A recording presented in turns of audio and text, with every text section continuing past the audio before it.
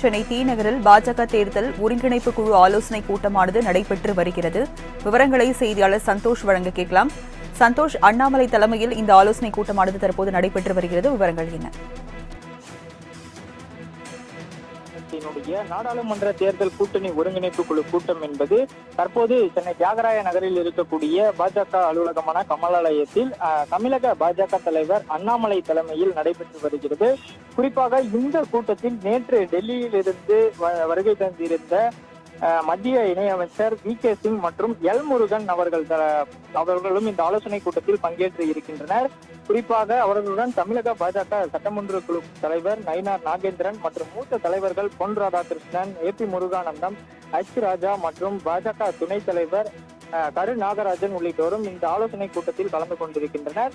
குறிப்பாக ஆலோசனை கூட்டத்தில் நாடாளுமன்ற தேர்தலுக்கு தமிழகத்தில் பாட்டாளி மக்கள் கட்சி மற்றும் தேமுதிக, டிடிவி தினகரன் ஆகியோரை இணைப்பது தொடர்பாக விரிவாக ஆலோசனை மேற்கொள்ளப்பட்டு வருவதாகவும் தகவல்கள் வெளியாகி இருக்கிறது.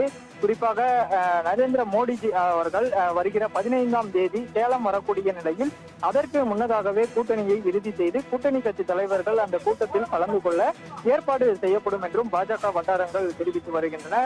நேற்றைய தினமே பாமகவுடன் அந்த சந்திப்பு என்பது ஏற்படுத்தி இருப்பதாக தகவல்கள் வெளிவந்திருக்கிறது.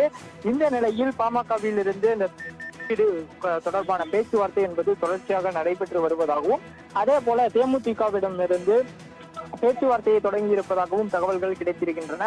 அது மட்டுமல்லாமல் இதற்கு முன்னதாகவே பாஜகவுடன் கூட்டணியில் இருக்கக்கூடிய இதர கட்சிகளுக்கான அந்த தொகுதி பங்கீடுகள் என்பது இறுதி செய்யப்படும் என்றும் இந்த ஆலோசனை கூட்டத்தில் அதற்கான முடிவுகள் எட்டப்படும் என்றும் தெரிவித்திருக்கின்றனர்.